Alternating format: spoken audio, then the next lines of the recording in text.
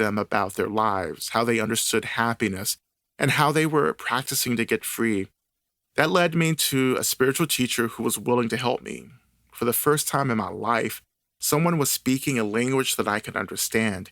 She began teaching me how to make choices to save my life. What I had to do was actually start meditating and watching my mind and changing my whole life around. Of course, all that meditating and change I was experiencing was only reorienting myself back to the hurt. I had to learn how to start grieving and mourning in a way that I'd never learned how to do. It's not as if I was instantly liberated from my anger, but that was the beginning of the work for me. That was all based on love, not only the little love I had for myself, but the love I had for other people wanting me to be different than I was, because I knew that I was a source of suffering for people around me because of anger. Not only was I angry, I was really disconnected from the anger as well. People would come to me and say, "Oh, Rod, you're really angry." I would be like, "Fuck you, you're angry." It took a lot of work for me to connect to the experience of anger. Everyone has been conditioned to relate to their anger in very different ways. As a black man, I was conditioned to believe my anger was dangerous. If I channeled anger and expressed anger, then I would be punished. I would be killed. I would be put in jail. I would be silenced. I would be erased. To protect myself from my dangerous anger, I learned to bury it and distance myself from it. When I buried it, it became passive aggression. It also fed into my experience of depression because the muffled anger made the depression seem even heavier and immobile. Some of us have been conditioned to believe that we're good and so we don't get angry, or that it's not ladylike to be angry. I would get that too because I'm kind of like a lady in my mind. Some of us have been taught that it is our right to be angry and thus our anger is celebrated. So much of my work with this healer in meditation was actually about learning to be embodied, learning to bring awareness back to all the bodies that manifested for me.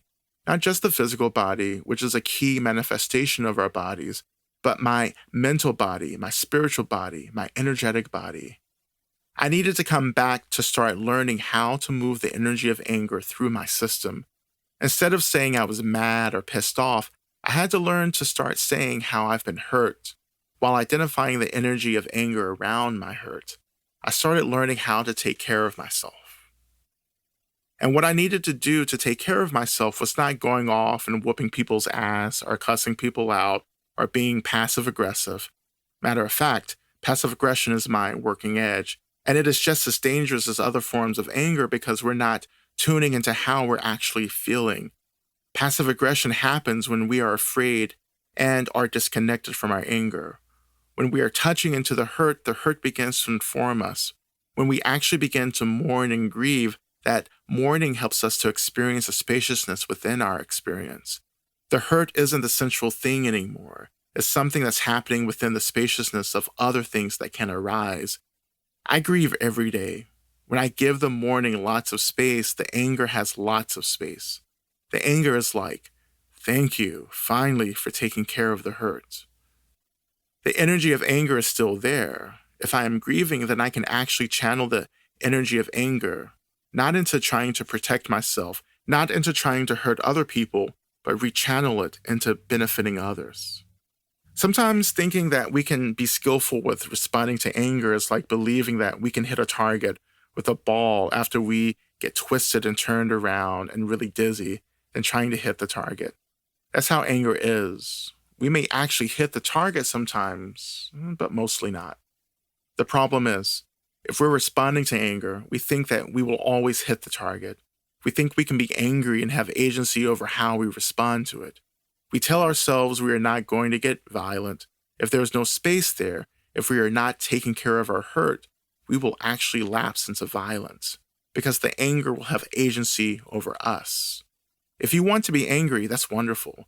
But if you're actually concerned with nonviolence, you also have an ethical responsibility to have a relationship with your hurt. I can be hurt and angry at the same time, and I can love both my anger and my hurt.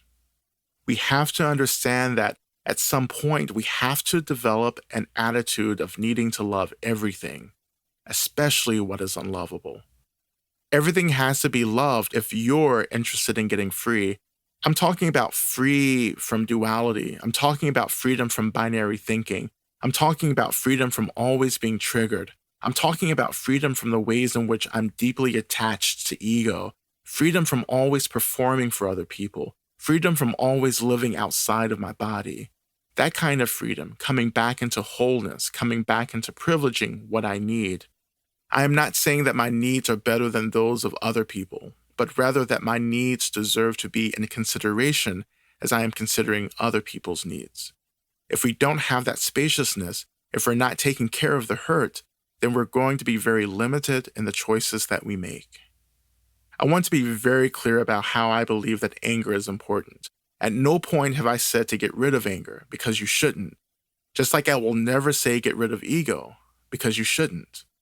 When I say that everything should be loved, what I'm also saying is that everything has a place. If it's outside of our experience, then it begins to become really dangerous for us. It becomes subconscious, and then that becomes a demon or a monster.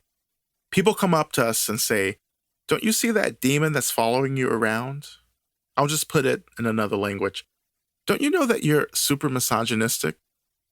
Don't you get that you're racist?" And you're like, "What? What are you talking about?" That's the shadow. We've learned how to pack everything away because we're really invested in being good people. You can say, "I'm a good person. I'm not misogynistic. I'm not transphobic. I'm a good person." Sometimes being a good person, or my attachment to being a good person, actually gets in the way of me looking at all the rough spots, at all the shadows that I'm working with. I don't even go there anymore. I don't care about being good. I care about actually being in a relationship to the shadow, to the hurt, to the woundedness, to the rage, and to the ways in which I'm really addicted and attached to power. Look at the narratives that keep us from actually doing the really important work of liberation within our own experience. It's not supposed to feel good. It's supposed to be hard. It's supposed to be really uncomfortable. If it were easy and fun, everyone would be doing it. People come to me and say, "Oh, this practice that you gave me, it hasn't helped me to feel good." I get that, because when I started my practice, it didn't feel good either. I felt as if I was suffering more. I wasn't. I was just finally paying attention to how I've always felt. It's really not fun, but it definitely gets better. It gets better because I learned how to get really curious about my experience. I learned how to be re-embodied and to actually understand that all these really difficult experiences I was having were composite.